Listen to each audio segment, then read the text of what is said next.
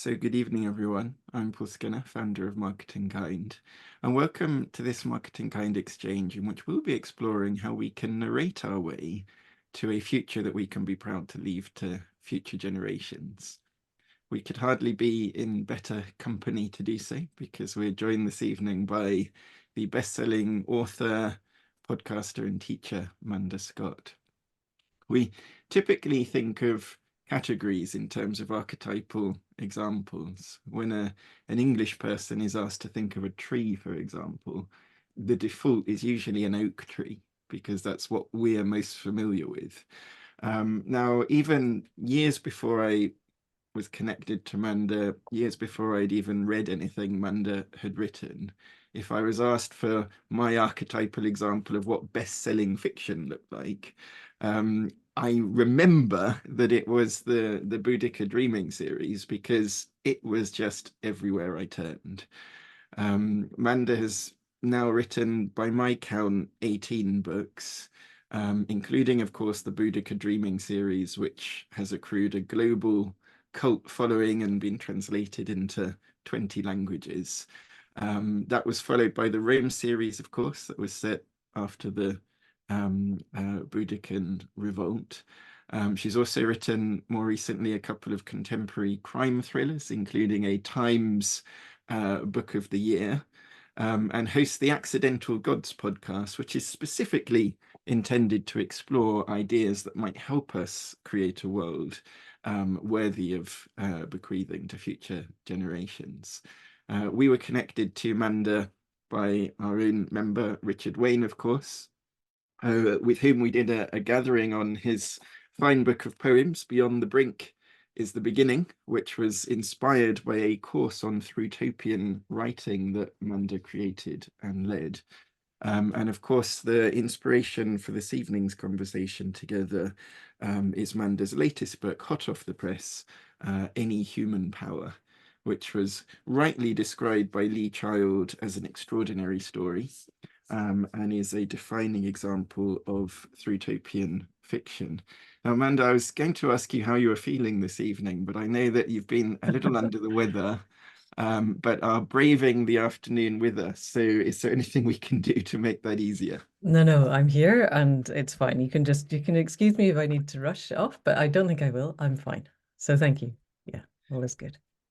So if we think of great stories or great works of literature, they usually sort of tell two stories. In a sense, there is the explicit story. There is the face value content of the story that's told. But there is also an implicit story that tells us something about what that author thinks about the nature and purpose of storytelling, the contribution they want to make in the history of stories that have been told, how language works at its best, and what stories are for in the first place. To what degree to what degree is Any Human Power about the particularities of the story told in the novel, and how much is it about introducing a new genre of fiction into our collective awareness and culture at this point in time? I think the honest answer to that is that it depends who's reading it. Because even with the Boudica Dreaming novels, which were historical, whatever we want to call them, thrillers, but had, as you said, that complete subtext of this is the dreaming, this is who we were, this is who we could be. There are still people who just read them as historical thrillers. And there are people who read them only as dreaming texts and think that every single word in them is somehow laden with meaning. And I have to unpick it for them slightly and explain that sometimes this is just fiction. And please don't run your life based entirely on these books. So Any Human Power, I imagine that there will be people who just read it as we call it a mytho-political thriller. It's kind of hard to categorize. And there will be people who are reading it for the intertext. Exactly that. In writing, then absolutely any novel has to have its narrative arc and its collective and for the individual characters, the trajectory of the novel. And it doesn't hold together without that. I mean, this isn't There's literary novels where you would struggle to find a narrative arc. This is not one of those. But it absolutely, as you said, the whole point is to show us a roadmap through from exactly where we are, recognizably where we are in the UK. I did not intend for this to come out as a general election was announced. It's not really a spoiler to say it ends on the day after a general election. And I was thinking of the next general election at the time of writing, but I was writing it in 2021 and assuming that the general election was going to be at the end of 2024. And then life. So it is designed to offer us a roadmap through, for sure. Yeah, it's interesting. Let's just pick up on that because in a sense, I don't think you're the only person who was surprised by Rishi Sunak's decision to call the election. In fact, The only person who wasn't remarkably, was his aide who placed the bets. yeah, he seems to have managed to surprise his own team more than the opposition. Yep. His own team were much less geared up in terms of even knowing which candidates would be in which seats. Yep. It appears to have been a borderline suicidal decision. Is the reality that he was hoping to promote your novel by making it even more contemporary? Because, of course, in Well, your novel, possibly. there's a general election at the end of June. He's called a Yep. general election just a few days later for the 4th of July. To what degree has that actually changed your launch activities in a Oh, a helpful way lot. or a hindering way? Yeah, because the other alternative is I had sent it to the only friend that I have within the hierarchy of the Tory party, and he will have got it 4 days before the announcement. And so back at Any Human Power Towers, we were thinking, damn, they read the book and decided to forestall us building any movement that might work. But it's changed it a lot because I still think there is a window for us to create the movement that we need to create. So the premise of the non-narrative arc phase of the book is that the current system is not fit for purpose and that we can, within the rules of the current system, build one that would be fit for purpose. And here's how we would do it. Yeah. And I still think that's possible. I don't think it's likely, simply because we haven't really got the time to make it happen. But yes, in terms of marketing the book, for sure, we're doing many more political tweets and other things than we would have done otherwise, definitely. It's interesting.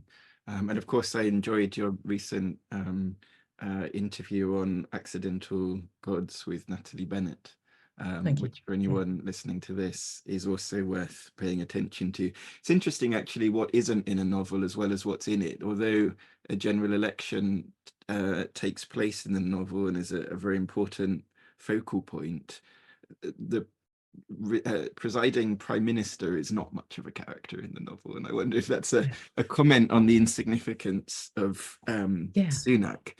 Well, it's a comment on the insignificance of all of it. It wouldn't have mattered if it was Starmer. They're both agents of the existing system, and the system is designed to perpetuate the system. It doesn't matter what color tie they've got. It's not going to change the trajectory in any meaningful way.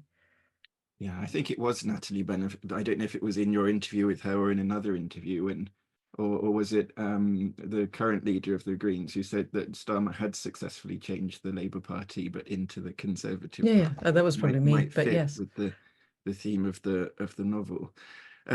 Before we get more into those particularities, let's take a moment to think about that genre of Thrutopian fiction, because we face a particular problem of a general election right now, but thinking that is utopian and thinking that is dystopian seems to be quite popular at the moment, not just in fiction, but in non-fiction. I mean, with the climate emergency, you've got books like, of course, David Wallace Wells' The Uninhabitable Earth, and the fact that that so much of the planet could become uninhabitable in the next years and decades.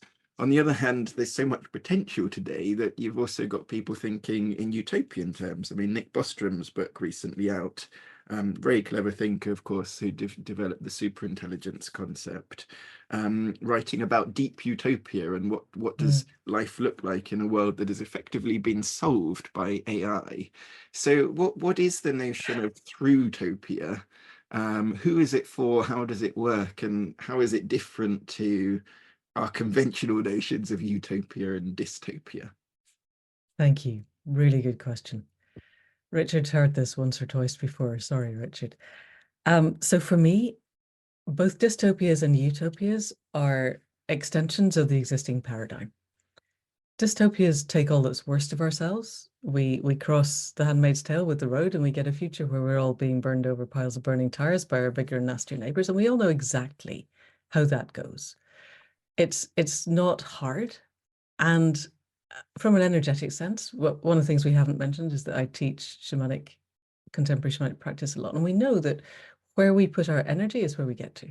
And I am increasingly unhappy would be the kind way of saying it with my contemporaries in writing novels or screenplays or anything who are maintaining oh, well, we just need to show them how bad it's going to get and then they'll all change their minds, because it doesn't work. If it was going to work, 1984 would have done it a long, long time ago. And all of neurophysiology tells us that frightening people does not change behavior. Mhm.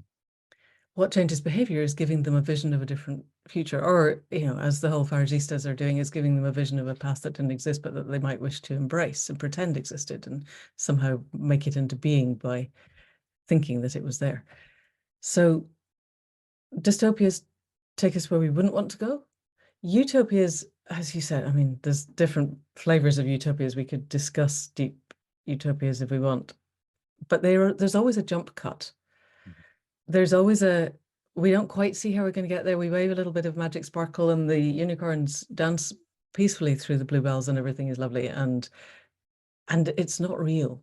The tech utopia is horrible for all sorts of reasons, but it's not obvious how to get there from here, even if it's something, I don't know, an Ursula Le Guin, where we go, yeah, that looks actually quite good, but it's generally on another planet with other people. And what we need is, I still believe, if we have the metaphor that the whole of humanity is crammed in a bus, hurtling towards the edge of a cliff, and the old white guys have got their hands absolutely fossilized onto the wheel, I think there is still a chance to turn the wheel and move us away from the edge of the cliff. And so how do we do that? What does it look like? What does it feel like? And what are we aiming for? What is the future that we would be proud to bequeath to the generations that come after us? I want, 7 generations down the line for them to look back at us here, now, today, and say, yes, they left it way too late. And yes, they made a lot of mistakes along the way. But actually, when it really mattered, they all got together. They agreed on a collective value set. I think a lot of what we're missing at the moment is a value set for why are we doing what we're doing. And if we could get to a value set where the flourishing of all life on Earth, as Nate Hagen says, the flourishing of complex life was integral to that value set, then we could begin to shape a new way forward. Because as Deep Utopia tells us, human creativity is astonishing. If we all get together and really, really go for it, we can do anything. But we have to understand why we're doing what we're doing. So the Thrutopias are there to map a route forward. Nobody's saying it's the only route forward, but starting here in a place that we would recognize exactly today, here's what we do, how we do it, why we do it, that's walking us forward towards a vision of something that everybody would want to get behind. And nobody's saying it's easy, and nobody's saying it's simple, but we're saying it's possible, and it's plausible, and it's grounded, and it has integrity, and it's inspiring, and why not? Let's just get on and do it. It's interesting that you cite your shamanic background and your teaching of contemporary shamanic practice. The first part of the novel, I knew I was looking forward to some Thrutopian fiction, of course, when I started reading. And the first part of the novel surprised me by how personal it was. It doesn't begin with the macro, it begins with very personal. There's research has shown, some research I came across a few years ago, revealed that a particularly high percentage of people who are leading the way on sustainability and regenerativity have had particular formative experiences in their background. Maybe they grew up with a particular affinity with nature, or they had a particular moment of revelation, or they'd worked on a farm and had a particular affinity with smallholder farmers around the world. To what degree does changing the world really depend on our prior ability to change ourselves? I just want to read one line, actually. There was one description that I just thought was sumptuous, talking about a character who had started to think in a radically different way. And their words were described as slow, as if they were forming anew from the soil at our feet. To what degree do we need to go through a personal change if we want to be change makers in the world? There is no other way to be a change maker in the world, I think. So just as we were coming on, I was saying to Anna that I was reading this book, Hospicing Modernity, by Vanessa, I can never say the second word, it's Machado de Oliveira, who's Brazilian, and she's part indigenous, part German. And now she teaches at a university in Canada. And Hospicing Modernity is one of the most disruptive books I've ever read, and it's absolutely brilliant. And the core thesis that was what she was told by one of the indigenous elders of her indigenous side is that the problem of colonialism is not the taking of land or the epistemicide or all of those things. Those are obviously problems, but they are epiphenomena of the core problem. And the core problem is a belief that we are separable. And this is where I get to with value systems. If we do not change the value system, we do not go right upstream to what is causing the havoc that we're causing now, we won't change it. I have a theory that no mindset is solved, no problem is solved from the mindset that created it. And we have to change our mindset. And changing our mindset means changing at the core of who we are, that sense that we are separate. And so all of the people that you were describing have all at some level experienced the actual lived reality of the fact that we are not separate, that the web of life is an extraordinary, hyper-complex, emergent process of which we are an integral part. And we are a conscious part. I don't believe personally that we're the only conscious part, but we're definitely a conscious part. And we could choose consciously to engage with it. And I think if we don't choose consciously to engage with it, then the chances of any form of tech stack or anything else actually getting us through are vanishingly small to zero, because the value system won't have changed. And the value system says, see, want, take. It's based on separation, scarcity, and powerlessness. And while we have that belief system, the trauma that ruptures us from the all that is extant. What we need to move into is that sense of agency and connection and sufficiency. And then we can move from there. But that it's a personal inner development first, for sure. There is a phrase in Sanskrit, pragya parad, which means the mistake of the intellect. Right. And the notion is that the mistake of the intellect is to believe that we're separate. Yep. And in a sense, materially, we know that we're interconnected. I mean, if I think that my hand is separate to the desk that it's resting on, but if you look at it from a sufficiently refined level with the right optical lenses, you'll see that actually it's exchanging material with the desk. Obviously, every time we eat, we breathe, we drink. There are people who believe that just as we are materially interconnected, even our consciousness is part of an interconnected wholeness. And of course, you have a particularly interesting background there, because you've been a veterinary surgeon before you were a world famous novelist, and specifically, if I understand correctly, an anesthetist, but also have these shamanic practices. And one thing I wanted to ask about the book, because the book, in a sense, makes me think a bit of the Gabriel Garcia Marquez's magic realism, in that most of the book is written in a way that is conventionally realistic, we might say, but there are also other dimensions. So without, I don't think it's a spoiler to say that one of the lead characters, perhaps the lead character, is no longer conventionally living after the first few pages, and yet is able to continue to be an active protagonist in the story,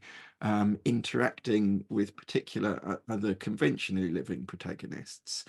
And you have this notion of consensus reality and the ability to go beyond consensus reality.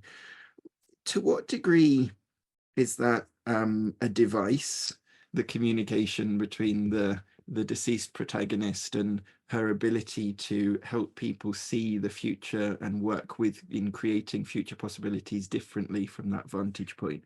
To what degree is that a device that is actually just about telling us that storytelling itself can provide the magic that helps us solve our problems? Or to what degree do we really need to take on a more fundamental spiritual awareness of our interconnectedness and go beyond the rational in our thinking to have sufficient conviction to steer our way through what seems to be quite a bleak set of challenges at the moment in the world? Thank you. That's a really interesting question. So the honest answer is I don't know. If we're able to step into the shamanic realities for a little bit, this book arose from my own shamanic experience. I had a particular set of visions at a time when I was teaching, and the visions were very explicit. And as a result of those visions, I had to do a number of things. And when I had done a number of things for a week, by the end of the week, I had the idea for the book, and then the instruction was to go and write the book. That's the most edited highlights I can get of the particular events. And one of the things, I had two things, and one was this opening scene, and it really isn't a spoiler, it's on the back cover pretty much, of a woman lying in a bed and her 15-year-old grandson is at her side, and he says, when you come home, can we go and sit in the hill and watch the crows go to bed? Which is exactly what I'd been doing, crows being moderately significant in my shamanic work. And she says, no, I'm not coming home. We've talked about this. I'm dying. There is no coming home from here. And then in the ensuing conversation, he says, but you're the only one who gets me. I don't want to live in a world with you not in it.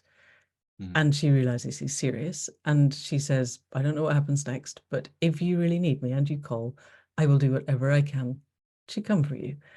And we and they feel the gods pause in their labors and look down and go, okay, that's the promise. You are held to that. And then she dies. And that I was given that. And the way that I work, there are things that are flexible and there are nudges and pushes, and there are things that are really explicit. And that was really explicit. And you don't mess with those. There was no circumstance under which I was messing with that. And then the only other thing that I saw was what you've alluded to.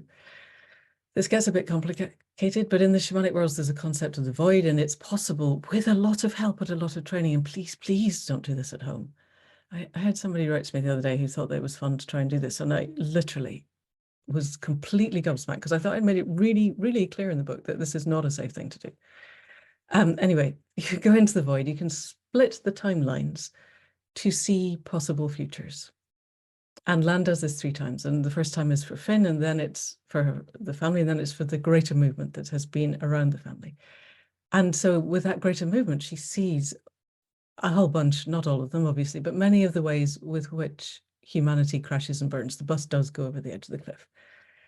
But the implication in the void is always that if you are there, if you are standing in the void and you have taken that agency, you have the potential to take agency in the world before these realities have taken place. And if you take agency, there is a possibility, there is no guarantee, there's a possibility that you may be able to change the trajectory. And so she is basically told that, but she's dead. And exactly as you said, I spent a lot of time reading a lot of the literature of near-death experiences and also of experiences of people who have, from our perspective on this side of the lands of life, had experience of people who have, particularly the recently dead, seem to have an amount of agency to at least reassure the living. And so Lan is left with she's the one who's got these visions. How can she, what agency can she have in attempting to change the trajectory? So those were the things that I was given. Once I'd written the book and looked back, I also am increasingly aware that there is a a body of psychological evidence that says a lot of our problem with the meta-crisis is our failure in our culture, the trauma culture of the West, to integrate the concept of death. That we're very, very bad at that. And if you conduct psychological experiments and make people more aware of their own mortality, their thinking moves to the right, to the climate denying populist, let's pretend we're all going back to the 50s, right. And it's quite impressive. If you look at they do, fill in a questionnaire here out in the park. This is tends to be in America, and you're all kind of democratic and everything's lovely, and the climate emergency is a thing, and you want to stop burning oil, blah. And then you take the exact same people a week later and you put them in front of a funeral parlor, and they fill in the questionnaire completely differently.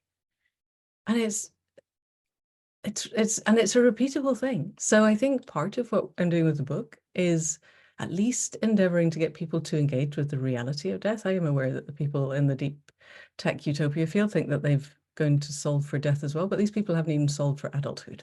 So, I'm not terribly impressed with the potential of that. They're also living in a world where, there are forever chemicals in the rain now.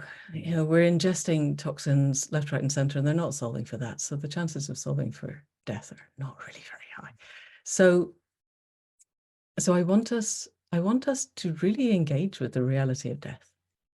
But I also want to engage with it as part of a lived process. And for the whole of human existence, 300,000 years of existence, we lived in a world where we had engagement with the reality of life and death. It's only a relatively short time at the end, I would say, in the islands of Britain, the last 2,000 years, where we've managed to kind of separate ourselves off from that reality.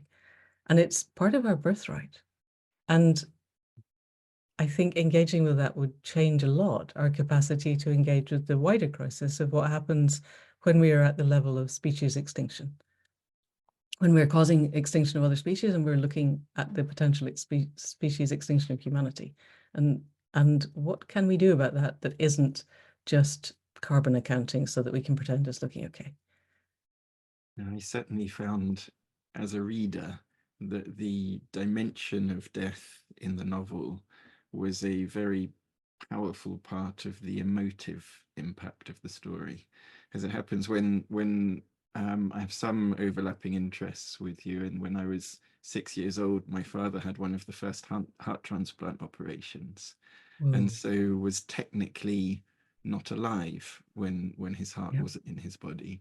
And he had one of the out-of-body experiences, the near-death experiences, and was told that his work wasn't finished, so he was unable to stay in the light. And so I've been very interested in near-death experiences and what that might imply. I'm rather like Niall among the characters of the story, so I don't claim that that is substantive evidence towards proof of the continuity of consciousness after death, but it was certainly an interesting experience.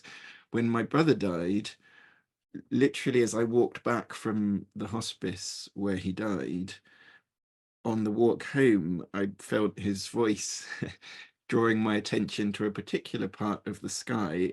And at that exact moment, there was a shooting star traverse that particular place in the sky. And again, I don't claim that that's empirical evidence, but in the moment, that was comforting in a way that wasn't dissimilar to the themes of the novel.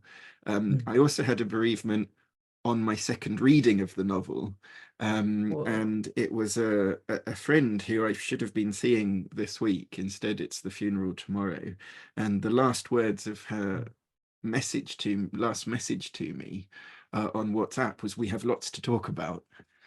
And so, of course, that desire to engage in that kind of conversation that reaches beyond life, and maybe, because the first thing you talk about probably wouldn't be, what did you have for breakfast this morning? It's a place for bigger conversations, and it's a liminal space. So I kind of wanted to ask you about the importance to you of liminality more broadly.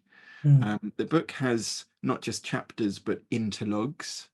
The protagonist, who is no longer conventionally alive, is residing in a between space. She hasn't yet moved to a more permanent destination and is still able to interact with the conventionally living. But of course, you as a writer, on the one hand, you are, well, you have a freedom as a writer to comment on society, and you have tremendous influence being a famous, best-selling, globally renowned I author. wish. And at the same time, oh, this is just reality for everyone else. I know you'll try to deny it, but that's, but at the same time, of course, and you probably won't deny this, you're not in charge of anything. You can't force something to happen. So what do you see as the sort of challenges and opportunities or frustrations and rewards of operating yourself in a really interesting liminal way?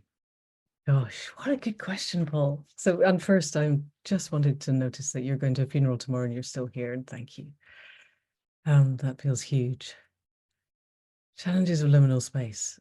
That's such an interesting question because in the shamanic world, everything that I do is based around whatever we call the shamanic realities, and the premise of all of shamanic practice, whether it's contemporary or indigenous, is that consensus reality is a tiny, tiny fragment of all possible realities, and that with training, the practitioner can move out of this reality into other realities in order to ask for help. And the hardest thing, and the reason it takes, back in Buddhican times, people would go for between 12 and 20 years from wherever they were, anywhere in Europe, to the Druidic island of Mona, which we call Anglesey, to train. And then they would go back to their tribes with whatever they'd learned. And even now, when I was working with indigenous shamanic peoples, it was going to be between 12 and 20 years. And we can't tell you exactly how much. And if you're still alive at the end of it, then you've passed, but the pass rate's not very high. And so we have students, and it takes at least 10 years to do the training that we have. And most of the work is getting out of your own way, getting out of head mind and being able to get to a point where you can be clear as to what's coming in, as to whether it is ego projections, hopes and fears, or whether it's actually something authentic. And that liminal space of connectivity, I think, is also for me the same space where we connect authentically to the web of life, to the hyperconscious emergent process of the web. So I think it's absolutely crucial to what everybody does. The thing about, as you said, the enormous privilege of being a writer is that we can get into those flow states, which are probably pretty analogous to whatever else we're doing shamanically, and we can operate from there, and we can say things, particularly in fiction, but in poetry as well, in song, if people get it right, in film scripts, we can say things that take people to the edges of themselves. And the edges of ourselves are always where the most interesting things happen. Edge places, even in the natural living world, the edges of a forest or the edge of a river or the edge of a desert or the edge of a tundra or the edge of an ice field are the places where there is most life. And for me, the edges of my awareness and the edges of my thinking and the edges of my being are the places that are most alive and the most challenging. But learning to write those challenges is part of what being human is for, I think. So for me, you asked something back at the start, and I can't remember the exact wording, but it was to do with whether we are consciously going to evolve. And for me, that's the absolutely crucial thing. I think we're at that point where conscious evolution, the conscious chosen evolution of who we are, is what we need to do as humanity. This is not about getting tech to solve for anything. We need to do that, and then we can know where we're coming from in what we're asking the tech to solve. Otherwise, we're in Schmachtenberger territory of the difference between immature and authentic progress. And we'll keep on with basically we're 5-year-olds and we're going to ask it to do something to fix our 5-year-old world, and we need to actually grow up. Does that answer the question that you asked? Yeah, so I want to build on that, because I suppose the edge is where warnings come from. The edge is where new examples come from. And the edges are sort of what give us hope. And I wanted to talk a little bit about hope, because we did our last exchange, I think it was our last exchange, was with Jonathan Porritt. And that was on whether we can still find hope amid the climate emergency.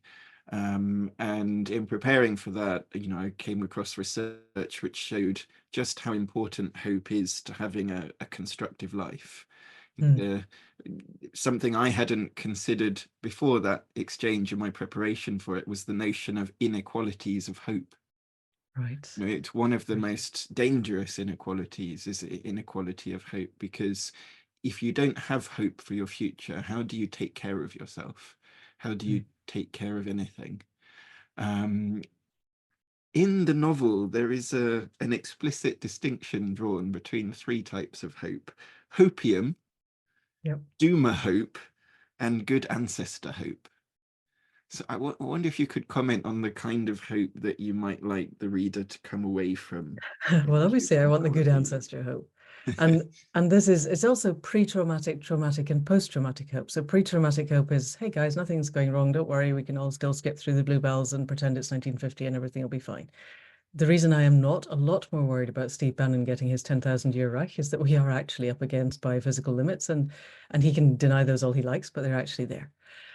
And that's pre-traumatic hope. Traumatic hope is, we're all going to die. It's going to be horrible, but maybe we can try and die with grace. And my feeling of that is we're all going to die. That's absolutely true. And dying with grace is a really, really good idea. And I teach whole courses on dying with grace. But that's going to happen anyway. And it should be, if you want to die with grace, you have to live with grace. That's a given. Let's set our intention to do that. And then let's not make that the entire focus of all that we're doing, because the living with grace bit is really important too. And that's the post-traumatic hope, which is, yes, things are really, really bad. And yes, we have fucked up extremely badly. And the predatory capital death cult has taken us to very, very, very bad places. And yet there is still an avenue, I believe, where we can turn the bus from the edge of the cliff. And let's all look at that. But that does require that we let go at least of the pre-traumatic hope and stop trying to pretend that if we just carry on exactly as we are, everything will fix itself miraculously. And I think that the post-traumatic, let's get the AI to solve for nuclear fusion and then everything will be fine, is also a misunderstanding of the nature of complexity. So let's do the conscious evolution. Let's become the best of ourselves. Let's connect to the all that is in a way where we can ask it, the greater hyper-complex emergent process, what do you need me to do in this moment? And respond in real time. And then we can begin to move forward. And that's the post-traumatic hope, the good ancestor hope. Interesting to come back to that notion of being connected versus mistakenly feeling we're separated, and that notion of pragya parad, as the Sanskrit phrase puts it. There is some research I came across in writing my own last book, a non-fiction book, although I somewhat question whether there is such a thing as non-fiction in some ways.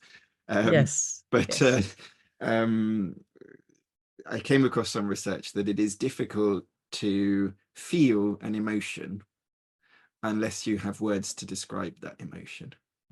At first hearing that sounded a bit tautological to me, but I believe so that it eradicates everybody non-lingual, doesn't it? Like anyone under the age of whatever age you are, when you find words, yeah, it suggests they're not feeling anything.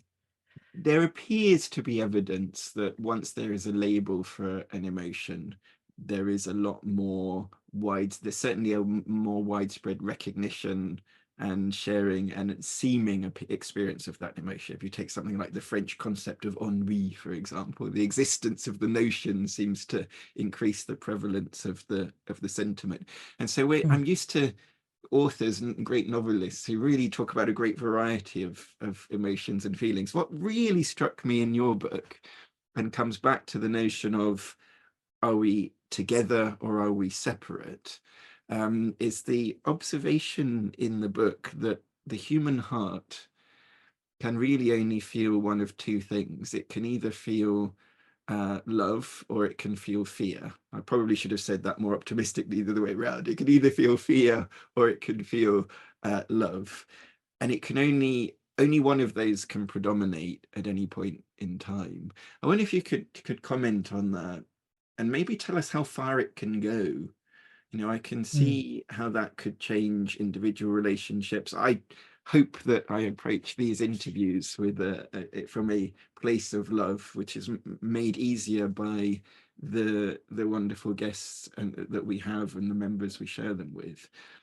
But in a sort of, maybe we're going from a post-World War II order to a pre-World War III disorder. You know, how far can approaching our global problems from a place of love really solve them and really protect vulnerable people around the world who are exposed to very dangerous realities? Gosh, Paul, we could spend several hours on this. So Nina Simons is a very wonderful person who is one of the co-founders of Bioneers. She'd be somebody you'd find very interesting to talk to. And she, I would say, is definitely an elder of our time. And she held a ceremony with Oscar Mira Quesada, who's a Peruvian shaman, medicine healer. And it started at 8 in the evening. It finished at 8 the next morning. So they were a little tired, 12 hours being awake all night. And he said, if you only remember one thing about this, remember this. Consciousness creates matter. Language creates reality. Ritual creates relationship. And so the middle line of that is the one that sprung up for me when we were talking first about language creates reality, or language shapes reality. And there's been a lot of work on this. English is a language predominantly of nouns. 70% of English is nouns. Most of the indigenous languages are predicated on verbs. And I just think our language is a language of separation. And so I think that's a really important thing to remember. I also, while you were talking, as you said, I used to be an anaesthetist. I used to be a clinical anaesthetist at Cambridge. And I have papers going back to the 1970s, so not that long ago, in which professors of anesthesia stated that babies obviously didn't feel pain because they couldn't talk about it. These were all adult men who had reached professorhoods and were not thrown out of those professorhoods as a result of publishing papers that said this. And I will still, at the time when I stopped being an anaesthetist, would find colleagues who said animals didn't feel pain because they didn't talk about it. And I think those people should be prevented, frankly, from being anything to do with the veterinary profession. So the capacity to speak and the capacity to experience are not necessarily the same, I would say, because they don't feel pain because they can't talk about it is plainly nonsense. However, so one of my earliest teachers said, there's only love and there's only fear, that's all it is. And I put that forward as this has been taught to us in the book. I didn't necessarily say that the entirety of the book rested on it because I think that's possible to argue. If we look physiologically, there's sympathetic and ventral vagal, and there's dorsal vagal, and they're very, very different physiological experiences. There's rest and digest, and then there's all the F's, which I'm sure everybody knows. We don't need to go through them. And there's please and appease, which is more dorsal vagal. And the F's and the please and appease are all based on fear. And the rest and digest is based on that sense of, I am okay in the world. And creativity arises out of being in that place. And you were talking about the inequalities of hope. And there's also inequalities of creativity. Rob Hopkins says that capitalism is a disimagination machine. And that sense that we are forced onto the hamster wheel and just kept spinning around, having to keep spinning, having to keep juggling whatever it is, keeping the plates spinning, because otherwise we're going to end up under a bridge somewhere, living out of a cardboard box. And it's not accidental that the idea of homing all the homeless was floated and done very briefly during COVID. And then they didn't like that idea because it's very useful having homeless people there to keep everybody spinning their little hamster wheels. And then you're not in the rest and digest space of creativity. However, taking all of that, your real question was, to what extent can we shift out of fear and into I am now expanding. Since I wrote the book, I've taught something on the Accidental Gods membership, where I'm teaching the 3 pillars of the heart mind, which are gratitude, compassion, and joyful curiosity.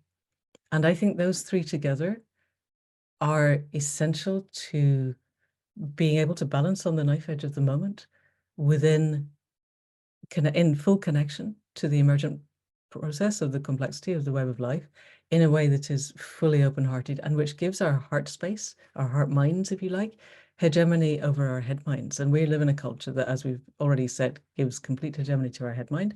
And we need to move into a space where heart mind is making the decisions and head mind is there to work out how to implement those decisions. And yes, we could train the world as heading into World War III. If we head into World War III, we're finished, because forget who might or might not decide to implement the battlefield nukes. Every single flipping missile that they fire is producing so much CO2 that you and I switching off all our lights and taking naval showers and getting electric cars, whatever else we're trying to do to minimize our footprint, you can forget it. The world's militaries are not on the balance sheet of carbon because they are allegedly, state secrets. This is somehow China would gain something useful if we told them how much carbon our military produced. Or alternatively, the rest of the population would realize that there was no point in anything else that they did because the military is producing so much more. And it's not just the carbon. It's not all about the carbon at any point. We've breached 6 of the 9 planetary boundaries, and the military is not helping this. So we can fall into fear and we can fall into militarization, or we can all choose to cultivate the 3 pillars of our heart minds. And the emergent process of that will take us to a different place. A particularly striking phrase: consciousness creates matter, language creates reality, and ritual creates relationships. For anyone who hasn't read the novel yet, Niall is a very logical character who requires quite a bit of evidence before being convinced of something, and I share some of Niall's characteristics. So for me, I would say, consciousness and matter, it's hard to say which creates which. If I have a happy thought, then my biochemistry will improve. Equally, if I have a relaxing hot bath, my thinking might improve. And I find it difficult to know which comes first in the process. They feel like 2 sides of the same coin: the inner subjective experience and the outer objective reality. On language, I don't know if my view is that language creates reality, but I certainly believe that language structures the subset of reality that we're able to perceive individually and share as an intersubjective consensus when other people share that language with us. And I don't know if ritual creates relationships, but I do feel that ritual provides the glue of dependable, trustworthy cooperation. It's the things you can come back to where you know what to expect of each other. And it's part of, I suppose, what we try to do with gatherings like this, is we create a space where people can reflect on the nature of change. We've gone to such incredible places.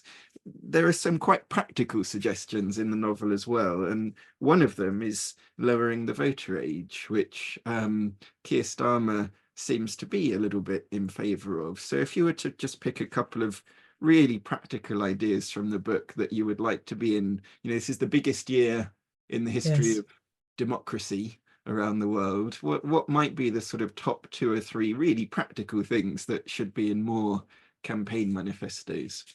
Wow. Should be in the manifestos. Okay, so PR would be an obvious one. E.O. Wilson said a while ago, because he's no longer alive, that we have Paleolithic emotions, medieval institutions, and the technology of gods. And we need to upgrade the first 2 to match the 3rd one, or basically we're finished. He didn't say that, but that's my further interpretation of what he's saying. And our medieval institutions are manifestly not fit for purpose. I just got an endorsement from Audrey Tang, which frankly made my world complete, and I think I might just retire. And Audrey Tang was the digital minister of Taiwan until 3 weeks ago. And Taiwan had its general election in January. It was one of the ones that kicked off this year of all the general elections around the world.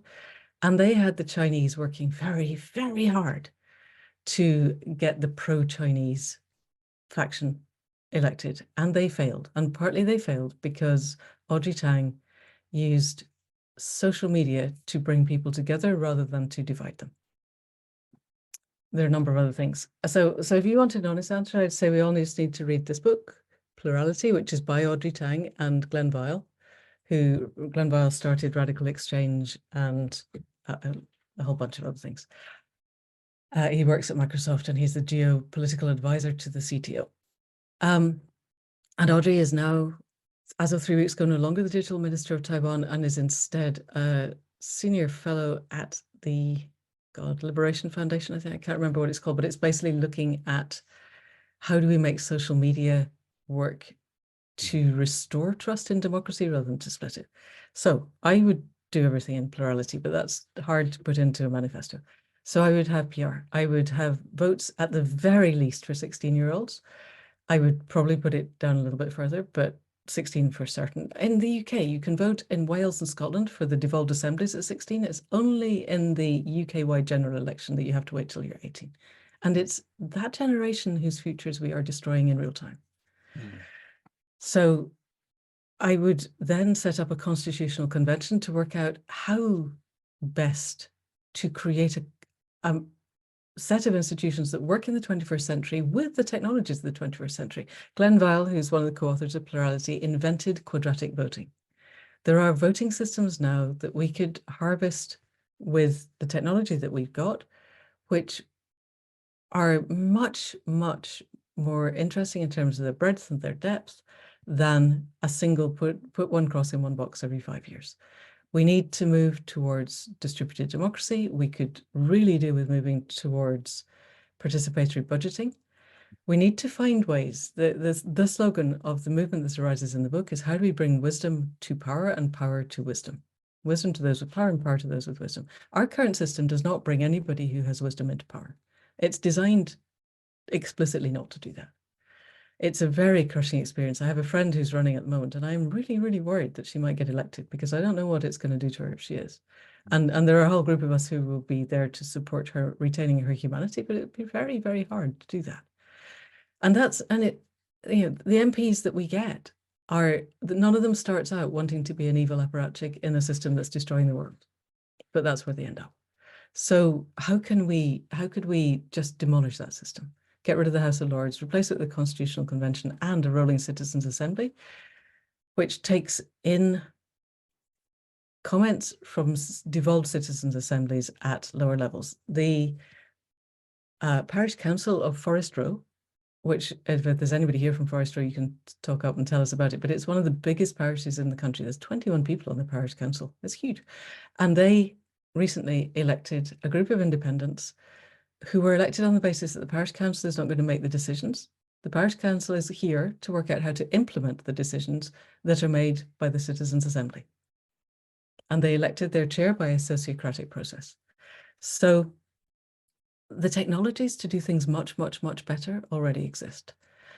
I would sign the Fossil Fuel Non-Proliferation Treaty on day one, at the same time as I was abolishing the House of Lords and replacing it with a Constitutional Convention. I would commit, and this is the hard bit, is how do we break through treating the meta crisis as an accounting problem? All of this stuff about carbon credits, and if we balance the carbon books, then by some act of magic, the actual physical carbon in the atmosphere will go away and it'll all be okay. Net zero, the right has a point. Net zero is a scam. It's not a real thing. And we need to stop pretending that it is a real thing. And partly it's not all about the carbon. We've breached 6 of the 9 planetary boundaries. And the only reason we haven't breached the 7th, which is ocean acidification, is the fact that the ocean is a really, really big buffer. And we all did the experiment at school where you drop an acid drop by drop by drop into the bath of buffer. And between one drop and the next, it just changes color. So when we breach that boundary, it's going to be very hard and very fast. And then, that leaves us, and the one that Natalie Bennett, she said on the podcast, is really worried about is the 8th one, which is novel procedures and novel processes. And we don't actually know when we breach that boundary. So that's potentially 8 of the 9 boundaries gone. It's not just about the carbon. So I would also, the other thing that I'd make a big change on is, leaving aside universal basic income, universal basic services as a matter of course, I would change the nature of the governance of our media systems. Our media systems are owned by very, very few super rich people who are completely dominating the narrative. And that needs not to be happening. So we need to devolve media to the point where we can start actually having intelligent, emotionally literate conversations instead of shouting slogans and sound bites at each other. Yeah. I could go on for hours, but I'll stop. Well, that's quite specifically why we've invited you here, of course. For anyone who's intrigued by the Audrey Tsang example, and some of the other ideas relevant, but you'll of course be familiar with the work of John Alexander. We did a very nice exchange with John Alexander, and the video is available for anyone with us who would like to dive into how we can all be encouraged to become active citizens rather than sort of consuming our politics and our products and services as if we don't have agency in the world. I'm going to invite people to put their own questions. I've had plenty already. So you can start to raise your digital hands as you have a question for Manda. And while we wait for that, one or two, just how do we all become Thrutopians? You know, what can we do as writers? What can we do as creatives? Can we do? You know, the book shows a very strong awareness of campaigning activity. What can we do as marketers? How do we script our own lives and have an impact on the people around us that draws on Thrutopian techniques? Hi, Amanda. Richard, hello. Fellow Thrutopian. Yeah, it's lovely to hear about the book in this much depth. We talked a lot about politics. I know that this isn't the only book, so there's going to be more books in this series. And I'm interested because in the first book, there's a lot of politics, and we're leading into the change that's required in that sphere. And possibly as an opportunity to promote the fact that there's another book coming along after this, but also because I'm really intrigued as to what you feel are the dominoes that fall and in what order they fall. Where do we go if we can change politics, which potentially there are many ways in which we can do that, and you've suggested some possible, attainable, practical ways in which we can do that.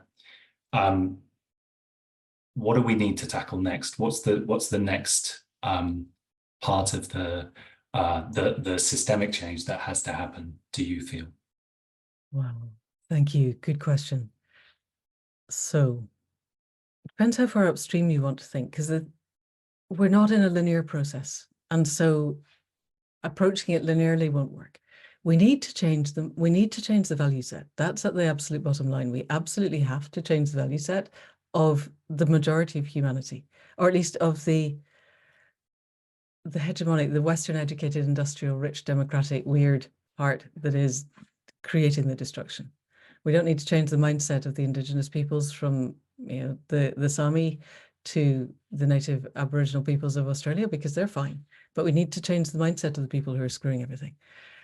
And that's not a straightforward thing, but the more Thrutopian work we can get out to begin that process, I think that tipping points happen, and I think we can reach a tipping point fairly swiftly. If we can begin to change the nature of the global narrative. So that to me is a really urgent thing. And that's something we can do without the political change. If every publisher, every Hollywood producer, every Netflix director woke up tomorrow and the only scripts on their desks were ones that were not predicated on see, want, take, on the separation, scarcity, and powerlessness, he who dies with the most toys wins, and were instead Thrutopian constructs that said the current system is not fit for purpose, but look, here's a way through the rubble of the dying days of predatory capitalism to something that we'd actually want.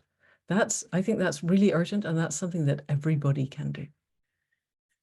So definitely that.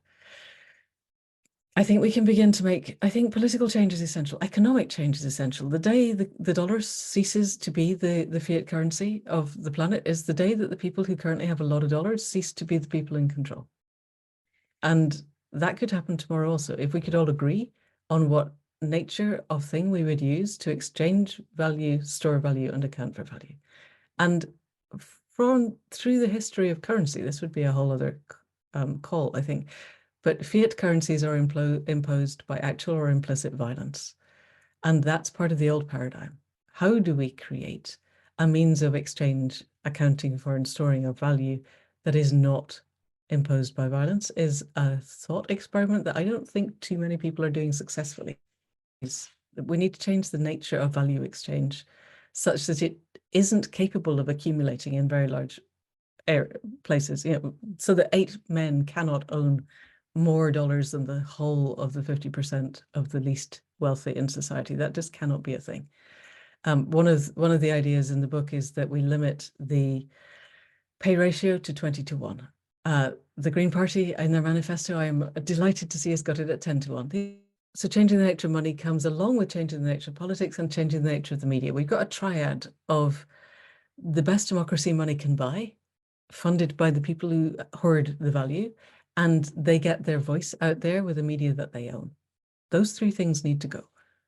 And we could do that tomorrow. We then have the broader, what do we begin? We need to get rid of industrial agriculture, all industrial agriculture, and replace it with regenerative agriculture. We need to change the nature of our food system. I suggested on Twitter earlier this morning that we stop talking about ultra-processed food and talk about mechanically produced semi-edible substances. And maybe people would actually stop using the ultra-processed foods. That just needs to stop. The whole of somebody said to me the other day on a podcast, if we solved for food, we'd solve for everything. And I don't think that's true, but we definitely need to solve for food. We need to solve for water. There are polyfluorinated alkylated substances in the rain. There are 15,000 of these things, and we regulate 8 of them. And the moment we regulate one, they change one atom of the molecule and chuck it back out again. We are conducting the biggest uncontrolled experiment the world has ever seen, and we do not know the impact. But these are endocrine disruptors and they're carcinogens, and they're killing everything. So we need to stop breaking the planetary boundaries that we're breaking, and not break the last remaining one, basically. I could go on for the next hour, but that's probably given you enough ideas to be going on with. Get the Thrutopian writing out there. That's the thing. Get the stories to change. Get the narrative to change. Get what people are aiming for to change. Hi, Elaine. Manda, thank you very much. I'm already bookmarking to myself that I need to re-listen to this as the podcast. I've been scribbling away. There's so many ideas, and I'm wishing I had got an Otter's pilot that would have got me a brilliant transcript. But so thank you very much. Someone with an Otter pilot can give you one. Just ask. I'm sure there'll be a way. So thank you. My brain is aching in a really good way. This has been so stimulating. I feel quite emotional because of everything that's gone in my head. So it's really had an impact. So thank you so much. I think a question I had just on the back probably of how you've answered the last question is, we're almost talking about this in a world where we have choice and a world where we have democracy. How do we manage it where there are different regimes and they don't have choices, and we have the ability to listen to you and find out all these amazing things that we need to go and find out more about, and those people don't have that freedom of information? How do we balance the two? Those sort of, there's almost a polarity in 2 regimes, just to make it simple. There are many more, I know. There are many more, and we're in a hyper complex system. And your question is predicated on first, we're just talking about the people, and I don't think we are. I think we're talking about the human and the more than human world. And what's ours to do is us. Actually, I don't have an impact in Taiwan. Audrey Tang had an impact in Taiwan. Having said that, part of the second book, if it ever happens, it's not a guarantee. You have to all buy the first one to make it financially viable, people. But if I wanted to look at, for instance, a lot of the book, one of the plot threads of the book revolves around World of Warcraft, which is a game that I have given up 5 times. I'm currently in the 5th give up. I am sure it's a temporary give up. And some of my closest friends in the battlegrounds in Warcraft were Russian. And we had fascinating conversations in the gaps between battlegrounds.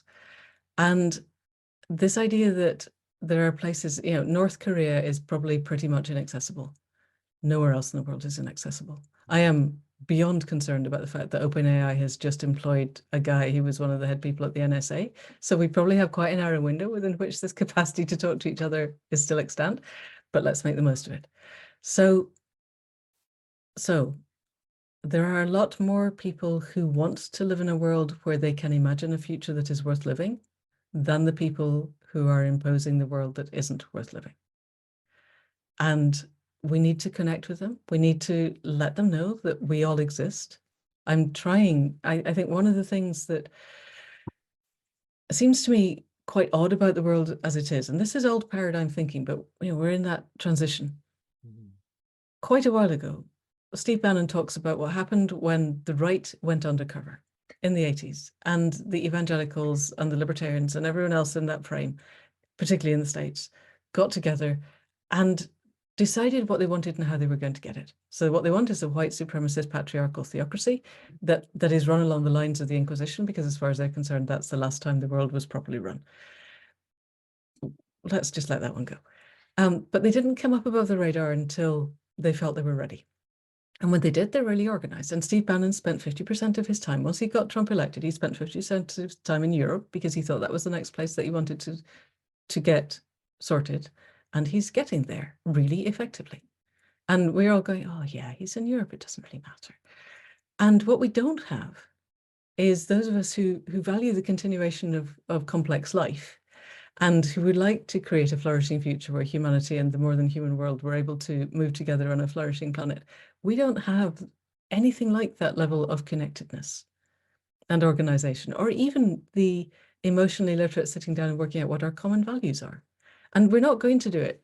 The Bannons of this world, they like hierarchies, and they were able to do, the evangelicals said, banning abortion is our bottom line, and the libertarians said, oh, you can't ban abortion, everybody has the right, and they go, no, it's our bottom line.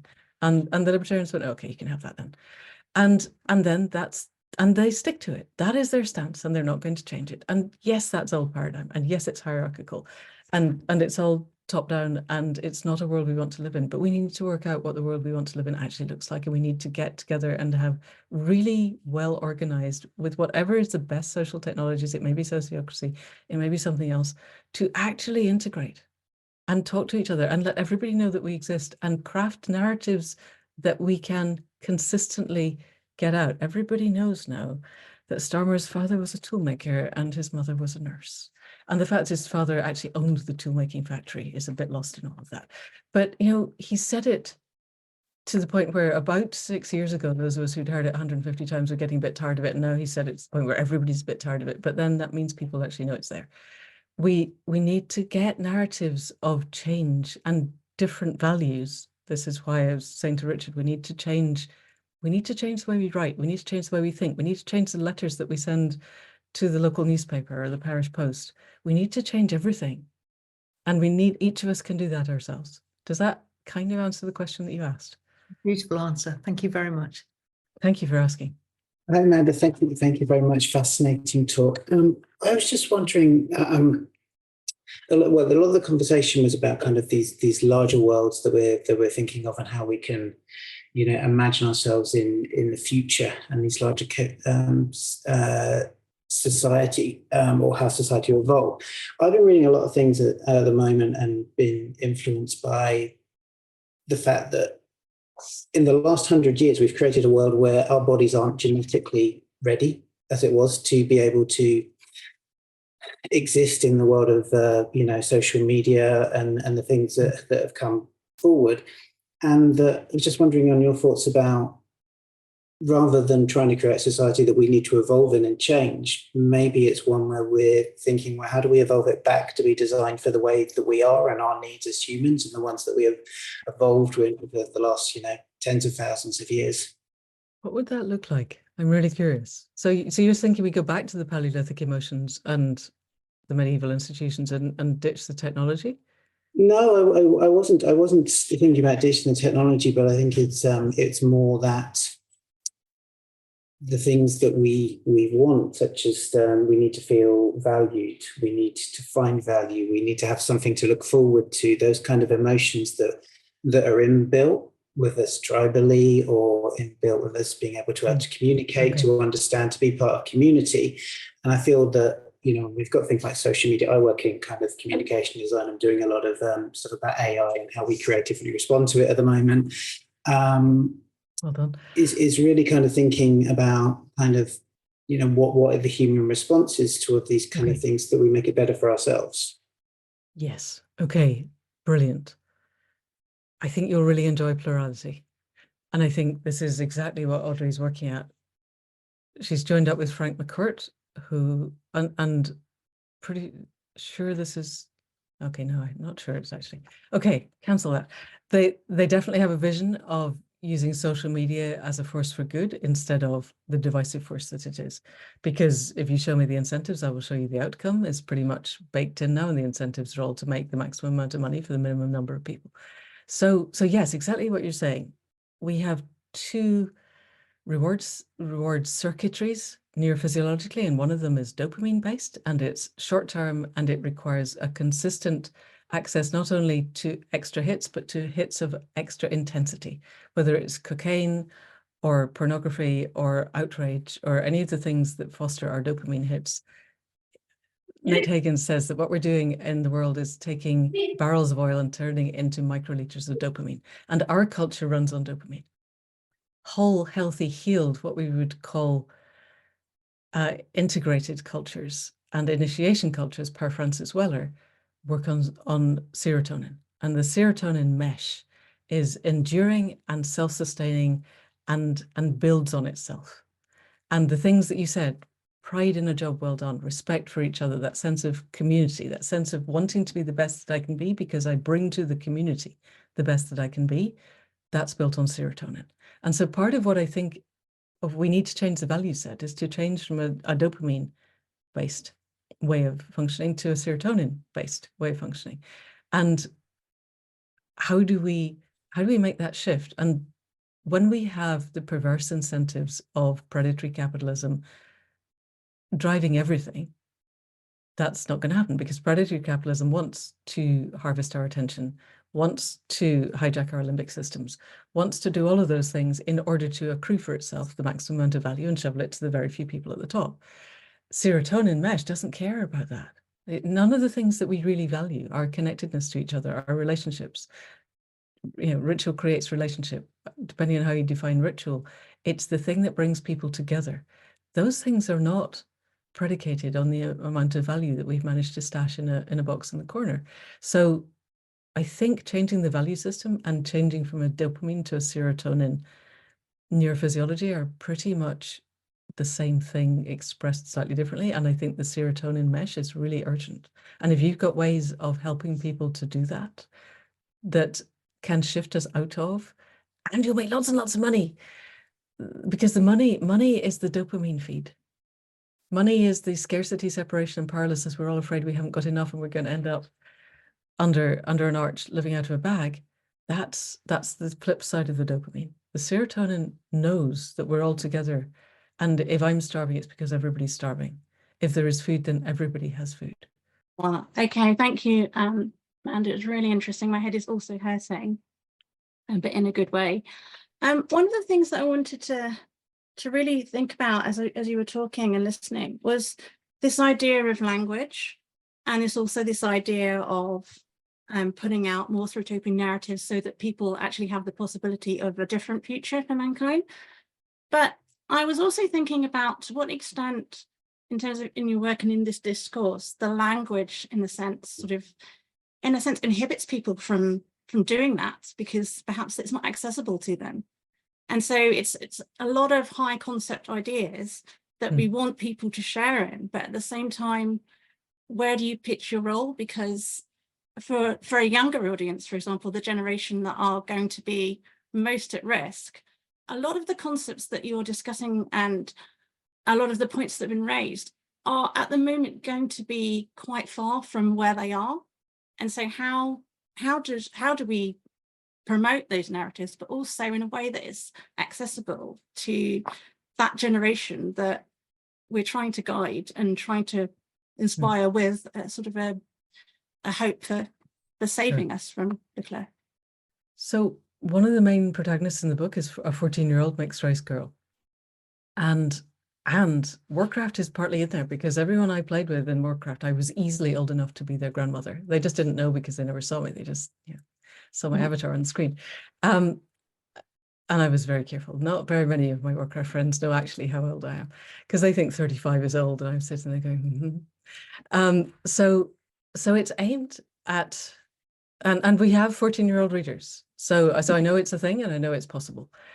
And we're trying to get copies of the advanced reading copies into the student encampments, because basically they're doing what I've written about here, guys. And this is where you could take it forward if you felt that you wanted to.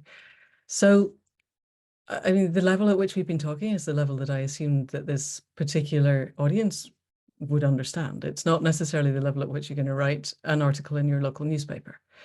You have to address your audience. But my real hope for the book is that the point of the movement that happens is that it's intergenerational, and that the book would be able, we had somebody on TikTok. I don't even know how to get into TikTok, nor am I even about to try at the moment. If it changes its name and the community buyout happens, then that's a different thing. But there are definitely younger people who definitely get it.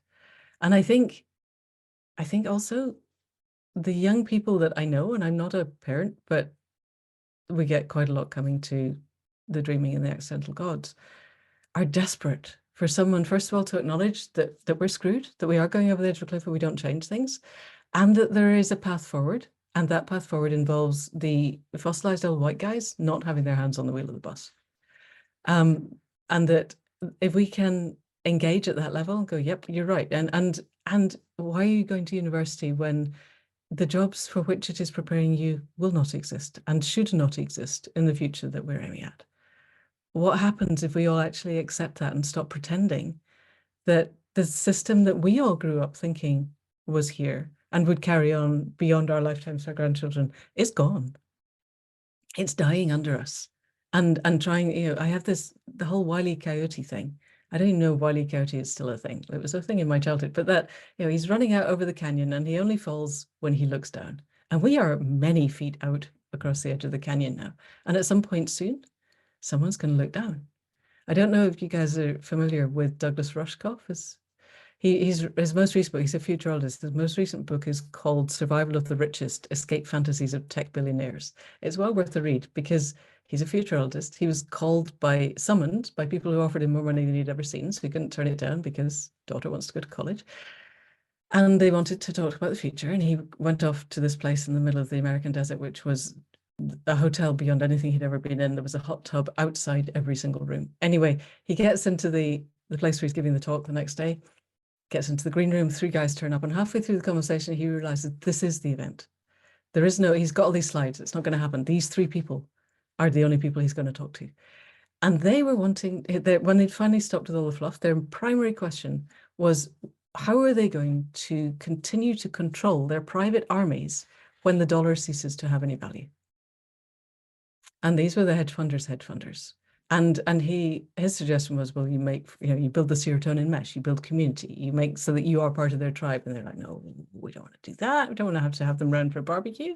And their end result was that they thought maybe they could kidnap their kids and hold them, but then if food's a bit hard to get rid of, you'd have to feed them because you have to prove they're alive periodically. That would be messy. So they decided to default to the electric collars. That is the mindset of the people who really don't get it, but they do get that the dollar is going to cease to have value sometime quite soon.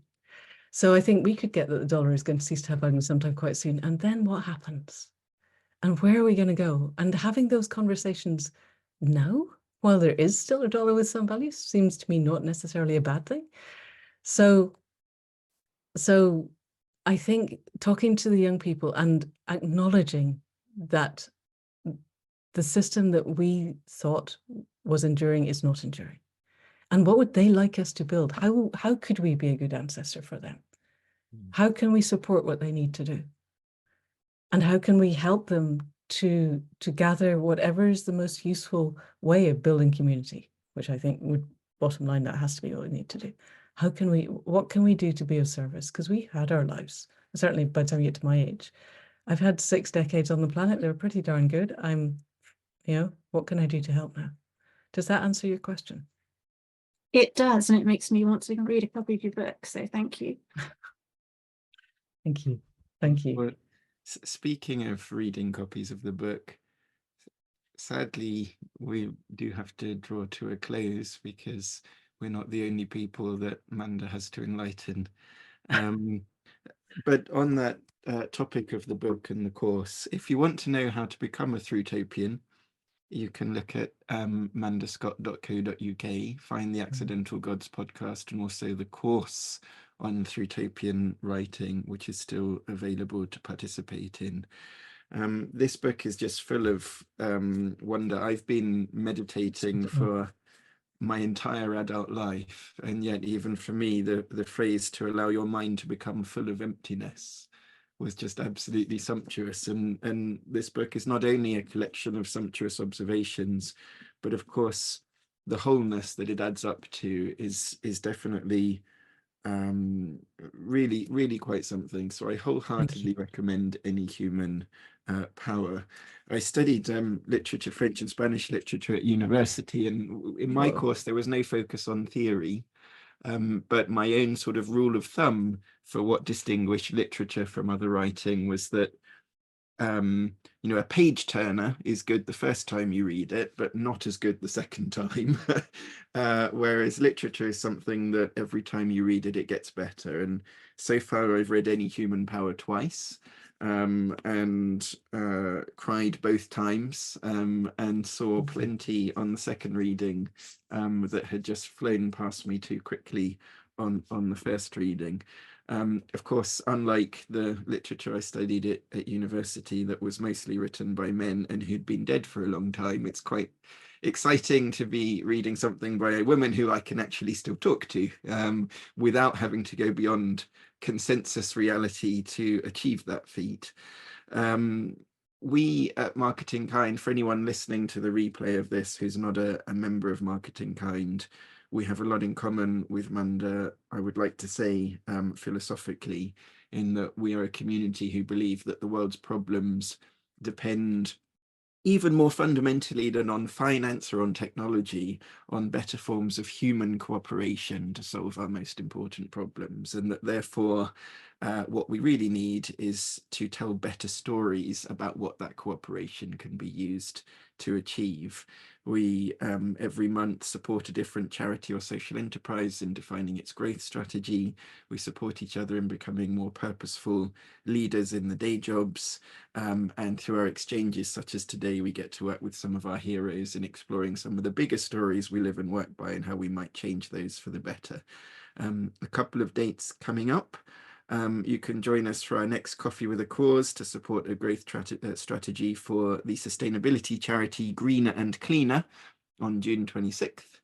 And you can join us either online as usual or in person for our next event in London on July 2nd with John Miller, the author of The Activist Leader. So a couple of great things coming up. Thank you everyone for coming. Thank you again to Manda for being such an enlightening, inspiring guest and for giving future generations any human power. Thank you for the invitation, and thank you everybody for coming. It was a joy and an honor. Thank you for seriously good questions, Paul. It was lovely. Really good to engage with someone who really gets it. And thank you for the answers.